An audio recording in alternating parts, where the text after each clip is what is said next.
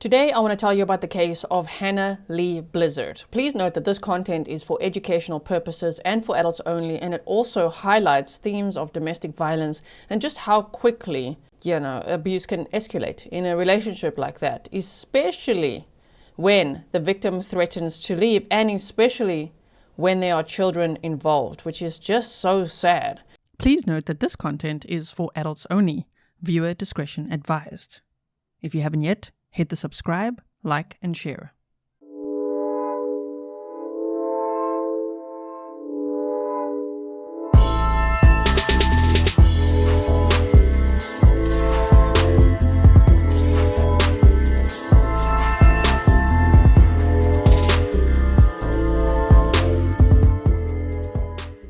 So Hannah Lee Blizard was born on April 23rd of 1995 in Aurora, Missouri to Charles and Sheila Blizard.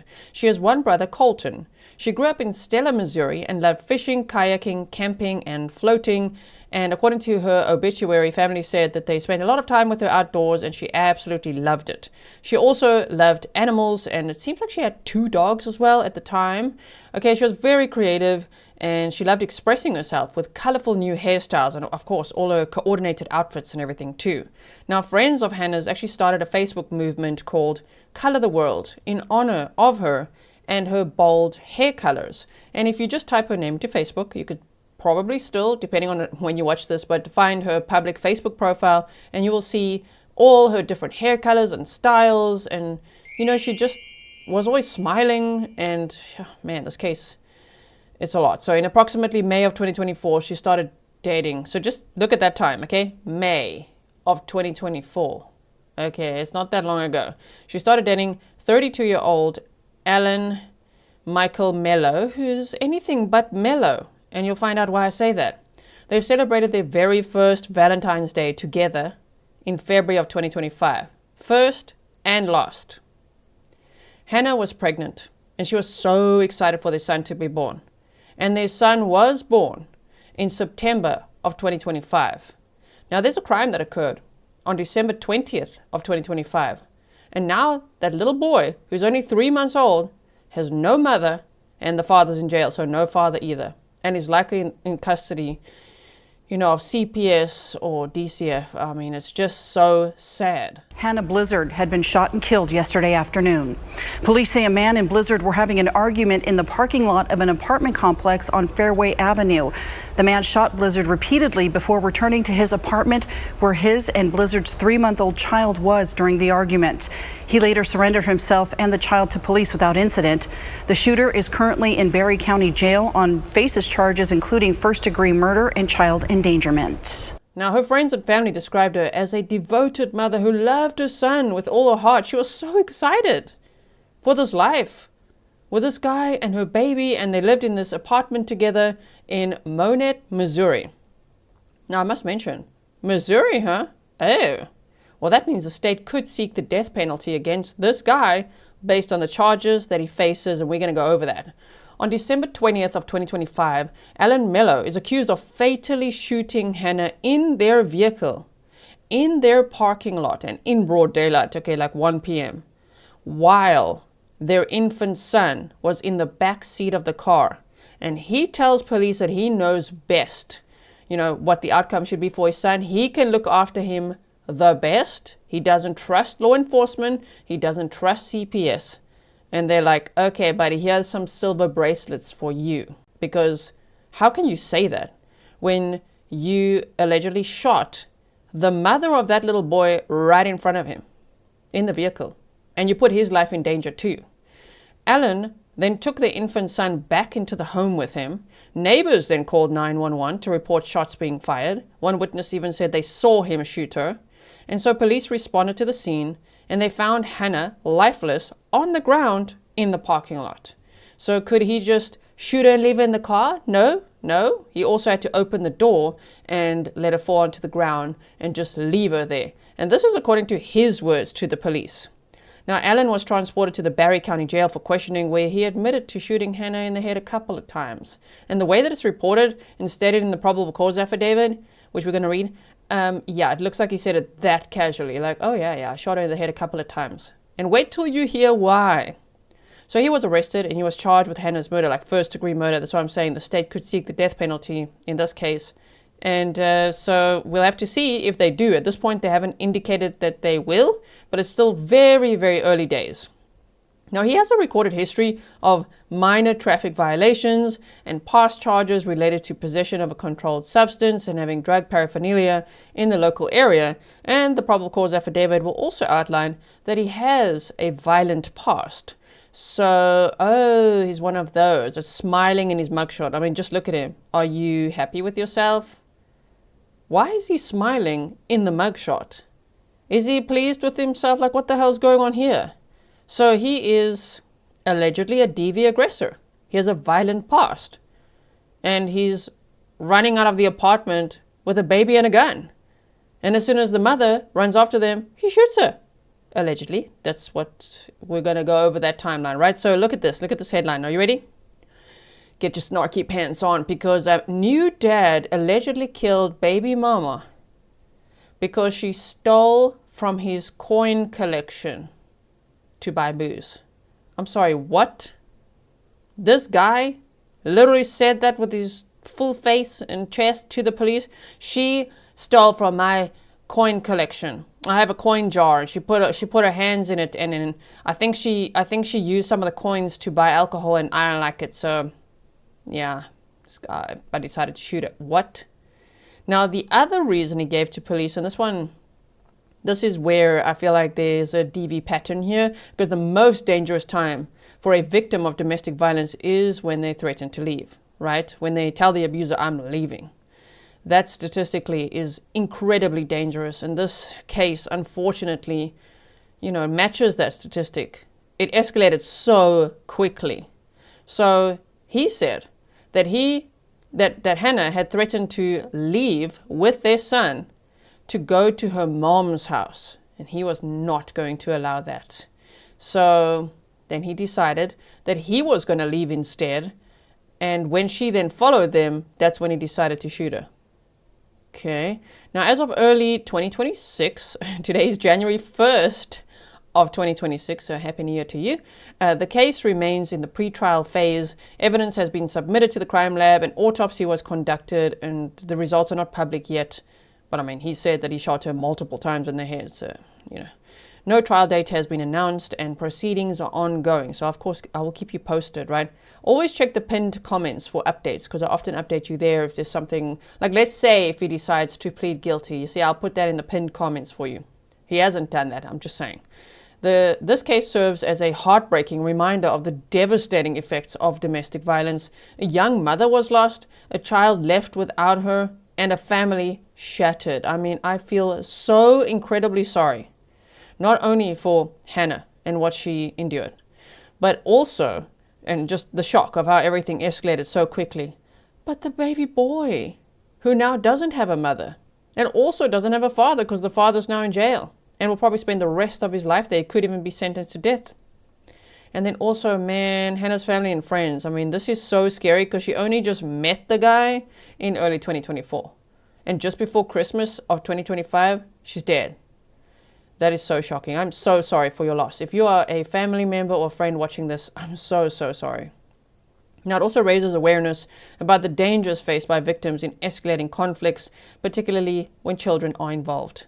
Hannah Lee Blizard's life, though cut short, is remembered for her love as a mother and her joyful spirit. I will also at the end read you her obituary because it was very well written, and it's just nice to just hear how her friends and family described her. Now, what I'm going to do is I'm going to be showing you this probable cause affidavit now, because it just gives us a few more details. And of course, we love documents over here at Grizzly True Crime. If you are brand new here, then welcome. My name is Grizzly, and I just love probable causes, criminal complaints, of course, body cam, police videos if we can get it, but not all states allow that while, the proceedings are ongoing. That would normally be Florida or Sunshine State laws. But anyway, I hope that we get to see this police interview one day, because this guy sounds like a total dumbass. Okay. And that'll just be like snark-worthy. Like, let's look at this guy. Because he didn't just lawyer up immediately either. He's like, okay, I'll talk to you. And then he talked himself into a corner. Like, he's literally confessing to what he did. Okay. So this is statement of probable cause, and here's the date as well, and it says I detective, or the number, it says case number, 2025-0184, statement of probable cause, I Detective Sergeant Scott Landreth with the Monett Police Department, upon my oath and under penalties of perjury and knowing that false statements made on this form are punishable by law, state as follows. I have probable cause to believe that Mellow, Allen, Michael, should I also add comma, coin jar, jackass, committed the criminal offenses of, and look at these charges, 1, murder in the first degree, 2, domestic assault first degree, 3, endangering the welfare of a child first degree, 4, armed criminal action, 5, unlawful use of a weapon. You can see all the statute numbers, the charging codes here as well. In custody, yes, and this is time up 12/21/2025 at 14:27. The date of the criminal offense, as definitely as I can state, was on or about 12/20/2025 at 13:04 hours, like lunchtime. Whoa, like broad daylight, 1:04 p.m. A lot of people's lives were at risk with that gun going off there in the parking lot, in a public place, in broad daylight, right? It says the place of criminal offense, as definitely as I can state, was at parking lot in front of victim 1's apartment. The facts supporting this belief are as follows. On 12/20/2025, Monett officers were dispatched to a shots fired call at the Fairway Apartments. While en route, the officers were advised a woman had been shot. Corporal Ianacone arrived on scene and observed a female on the ground near a silver Nissan passenger car. He noted that she was bloody and appeared lifeless. Corporal Ianacone then spoke with witness 1, who stated that he saw a white male, about 6'4" tall, shoot the woman who was on the ground. Like, there was even a witness that saw that. Wow, I'm so glad that they called it in as well. See something, say something, because sometimes in scenarios like this, people might see it, hear it, and be like, I'm not going to get involved. I'm not telling anybody. I'm so glad that they did the right thing. Now, this woman was later identified by Corporal Ianacone as victim 1. That's Hannah. Witness 1 also told Corporal Ianacone that the male shot victim 1 3 times at close range, then went into apartment 328 with an infant. That must have been such a terrifying scene to witness. To see someone shooting a woman in a vehicle, grab the baby, and scurry back into the apartment. And I mean, then what? Like, what did he think is going to happen then? Okay, so witness 1 said he thought the suspect's name was Allen. Corporal Ianacone, along with Barry County deputies Cauldron and Hightower, began evacuating and clearing the surrounding apartments. While outside of apartment 328, he heard a male state, "My son will grow up without a dad." No shit, Sherlock. You didn't think of that before? You thought you could do all this and your son will be fine? And also, earth you without a mother too. He's concerned there, my son will grow up without a dad and a mother, because you told the police you killed her. Why would you do that? Now it says, Monett officers summoned additional resources, including all Monett detectives and a special weapons and tactics team from the Missouri State Highway Patrol. When I arrived on scene, Sergeant J. Givens from the Highway Patrol was speaking to the suspect via telephone. Sergeant Givens was able to convince the suspect to surrender and turn the infant over to police. I wonder how he was able to convince him. Did he say, "Don't worry, buddy, we'll give you some more coins for your jar, okay? Just open the door and give us the infant." And he's like, okay. Or what? Did he offer him a powdered donut, a blanket? This is based on other cases we watched together, like Joseph Verlasso, who got a blankie and some donuts, and then he started telling stories, started confessing right there. We were like, whoa. Okay, so the suspect, now identified as Mellow, was taken into custody without incident. Due to a malfunctioning camera system at the Monett Police Department, Mellow was transported directly to the Barry County Jail by Deputy Cauldron. Detectives Brown and Salazar processed the scene and released victim 1's body to the Barry County coroner. A search warrant for the apartment was obtained, and Detectives Brown and Salazar recovered a loaded Taurus PT-809C semi-automatic handgun. So this jackass Thank goodness he's a jackass. You're confessing to the police. You're scurrying inside after witnesses see you shoot the victim, and then you put the murder weapon on the kitchen counter? Wow. So it says caliber 9mm inside the apartment on the kitchen counter, along with a nylon type holster and a spare 17-round magazine.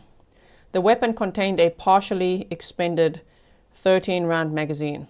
Of note, the magazine in the weapon contained Winchester hollow point ammunition, and the spare magazine was loaded with full metal jacketed rounds.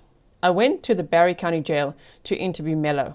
He was escorted to an interview room where the interview was recorded with both audio and video. I hope at some point when it becomes public record, because, sometimes they won't release that now in some states, but I hope we can watch that. Prior to questioning, Mellow was advised of his constitutional rights per Miranda. He signed a written waiver of those rights and agreed to speak with me. Again, I'm so glad he's not the sharpest tool in the shed. Barry County Detective Abby Parsons was present for the interview as well. Mellow told us that he and victim 1 had recently had a child together and identified the 3-month-old child as victim 2. He told us that victim 1 had a severe alcohol addiction that he was trying to help her with.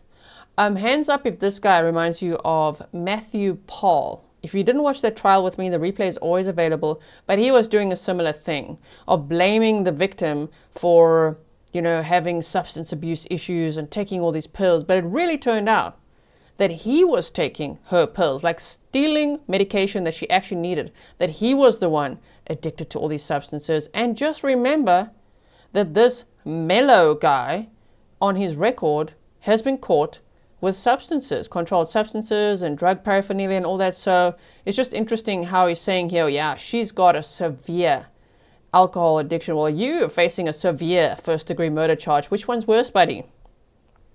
Do you know what I mean? Like if he's like, oh my word, and I was trying to help her. Really looks like you're a very helpful guy, huh? So compassionate. So now listen to this. He said that today they were arguing about her alcohol use and the fact that she had stolen coins from his coin collection. Was it in your toy box? Which he believed she used to purchase alcohol. So you believed it, but do you factually know it? Did she leave the apartment? Are you just falsely accusing her? Are you like, she put her hands in my coin jar? Okay, jackass. What? He's 33 years old. She's also your partner, okay, and the mother of your child. So maybe give her some coins. You know what I mean? Anyway, he said that victim 1 decided to call her mother. Oh, the audacity, how could she do that? Okay, and leave with a child. Yeah, probably for her own safety. Mellow said that he would not allow that. And he decided to leave himself with the child. Mellow said that he took victim 2, which is the baby, right, outside to his vehicle and was pursued by victim 1. I mean, why wouldn't she run after them? Do you think she's just going to let you take her son? It's his son too, but you know what I mean? In the circumstance, which I would think I think there's a violent history here, potentially, right? You think you can just run off and she's not going to follow you? He said that he put victim 2 in the back seat of the vehicle and he got into the driver's side. Victim 1 went to the passenger side and got in the vehicle to prevent him from leaving with victim 2. Yeah, obviously. He's like, yeah, well, she got in the car and she was trying to prevent me from leaving. Obviously. Or maybe she was just trying to come with you. Mellow said that his handgun was in the vehicle. Are you sure it wasn't in your pocket? Okay. And when victim 1 got in, he shot her a couple of times in the head. Wow, who else have you shot? What else have you done in life if you can speak about it like that? Mellow said that he then went to the passenger side of the vehicle and opened the door. I mean, you're going to do that too? He said that he intended to dump her out and leave the scene. That's how little you care about her? You're going to just dump her out on the ground and then you intend to flee? Like a coward. But instead, he was a very brave little boy. And so he took victim 2 out of the vehicle and went back inside his apartment, where he was later contacted by Sergeant Givens. That's where I'm just like, okay, so you scurried back inside with your son, who just saw you shoot his mother in front of him. You put the murder weapon on the kitchen counter, and then what did you do? Did you play video games? Did you count your coins? Waiting for the police or what? Victim 2 was transported via ambulance to Cox Monett Hospital for evaluation. Now, and listen to this. Due to suspicious injuries, Victim 2 was transferred to Cox South for further treatment. And Victim 2 was determined to have a skull fracture. That's the baby. Of as yet undetermined nature, and was transferred to St. Louis. The baby had a skull fracture? I'm looking at this guy, I'm looking at this guy who has a violent past, according to the police.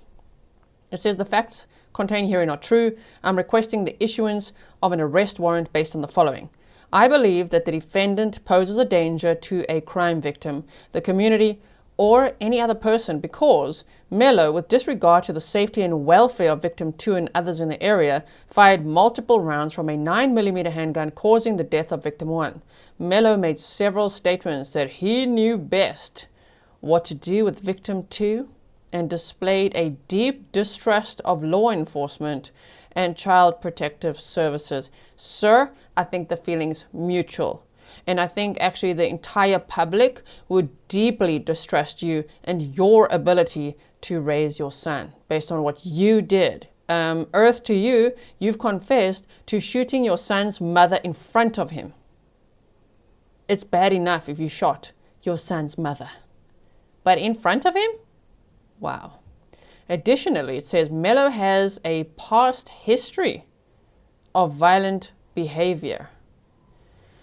Wow. Okay, so that's the end of that document. And then there's also the warrant over here, which you can see, warrant for arrest. And it says murder first degree, armed criminal action, endangering the welfare of a child, creating substantial risk first degree.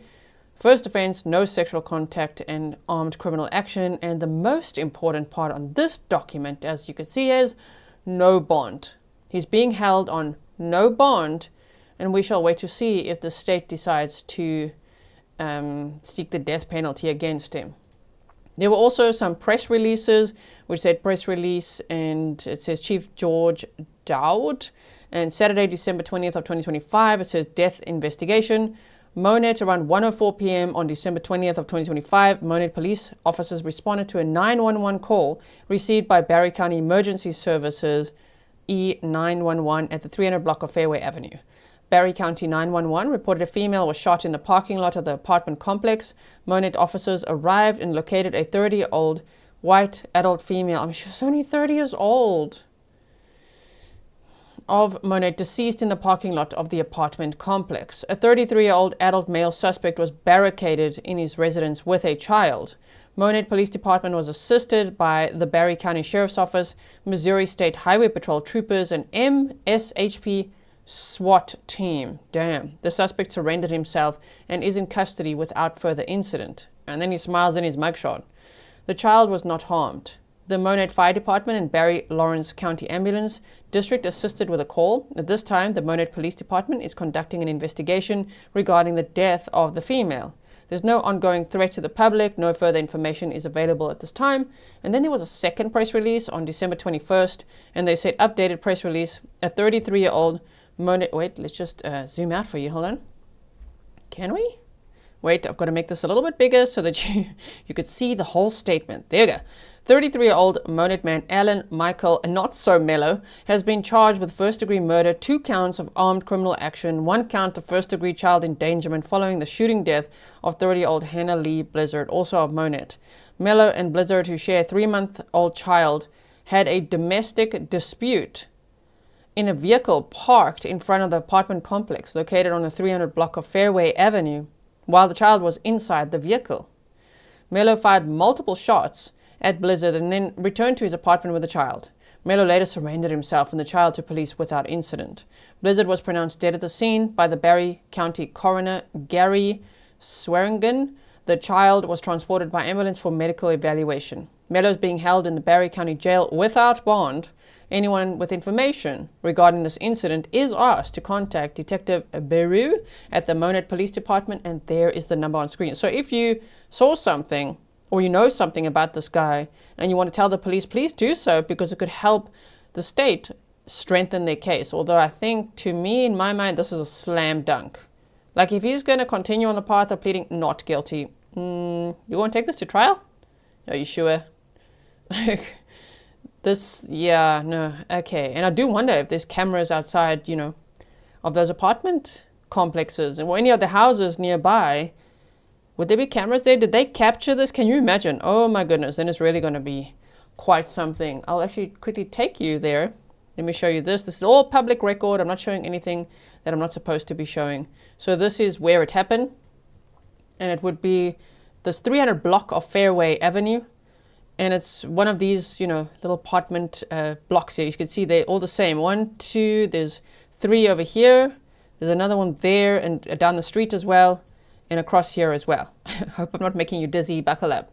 So, man, but just to think of him like parked here.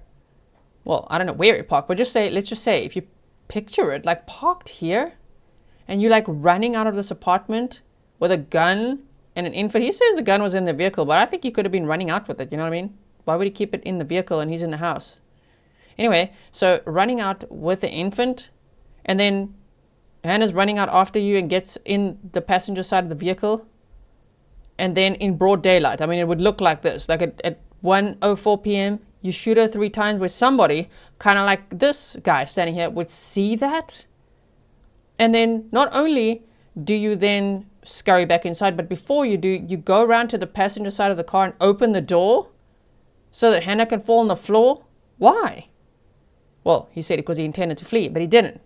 Like he fled the car and went back inside the apartment like a dumbass, thank goodness. But still, it took a whole SWAT team and negotiations to get him to hand over the child and to get him to surrender without incident, right? Monett police say a man is now charged with the shooting death of a woman outside an apartment complex over the weekend. Michael Mellow is accused of first-degree murder and 2 counts of armed criminal action and 1 count of child endangerment. Police say that the two were arguing outside of Fairway Avenue on Saturday when Mellow fired several shots at Hannah Blizard. The couple's 3-month-old baby was inside a car at the time. Mellow took the infant inside moments after Blizard was killed. He later surrendered to police without incident. The baby was not hurt. Well, they later found out the baby had a skull fracture. So I don't have any updates on that or where the baby is. I think the baby is now with CPS, but that is so scary. So I'm going to lastly just show you this obituary. It was so well written, and it's for Hannah Lee Blizard. As you can see, I'll link this in the description box for you as well. And I'm so sorry to Hannah's family and friends. What a devastating loss, and how quickly and scarily this escalated. So Hannah grew up spending her younger years in Stella. Let's start from the beginning. Obituary. Hannah Lee Blizard passed away suddenly on December 20th of 2025 in Monett, Missouri at the age of 30 years old. She was born April 23rd of 1995 in Aurora, Missouri to Charles and Sheila Womble Blizard. Hannah grew up spending her younger years in Stella. She attended schools in Stella, Purdy, and Monett. She was a fearless and carefree spirit. She loved nature and spending time outdoors. She looked forward to warm weather so she could go fishing, kayaking, camping, and floating. Her favorite place in the world was the stretch of Little Sugar between Big Rock and Sugar Island. She loved to spend the day with family and friends on the water and just as much time stopping and hiking before hopping back in her boat and going on down the creek. Hannah was famous for being clumsy and forgetful, a trait that not only entertained those around her, but also endeared her to them. She once tripped over a painted line on the gym floor. She was that clumsy. She was an animal lover. She loved all animals and tried to befriend them. She loved life, embracing the chance to be a little different and express herself through her hair. You never knew what color it might be.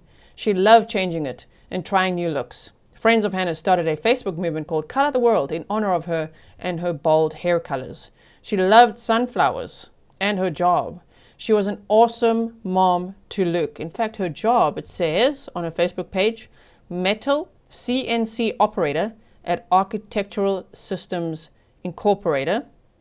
Before that, it said brake press operator or fabricator at Architectural Systems Incorporated. Okay, so it said she loved sunflowers and her job.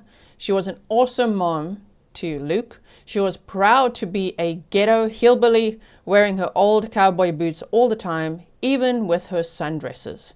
She had no rhythm and didn't care. She was outgoing and always the life of the party. If there was a good time to be had, she was there, and if there wasn't, she made it.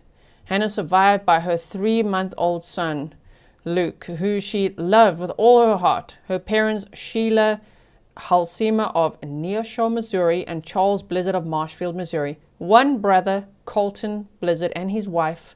3 cousins, and you can also read the rest here, right? 3 cousins. Okay, yes. She was preceded in death by her maternal grandmother, Sharon Wilson.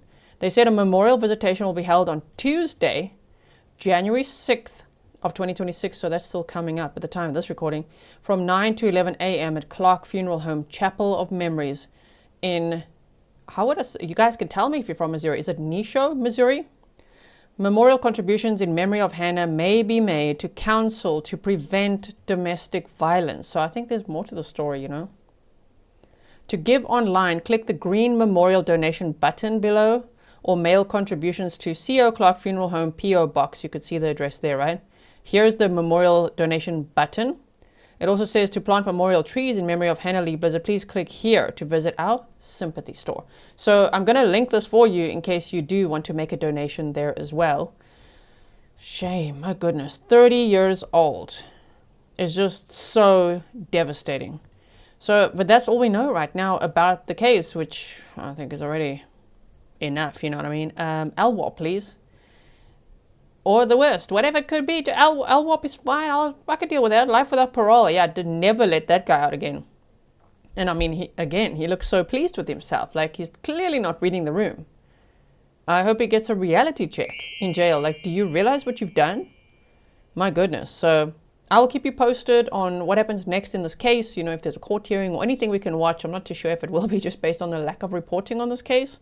You know, from local news, there's just not too much going on. Like, there's no video that I found of the arraignment or anything like that. So we shall see. But I'll keep an eye on it.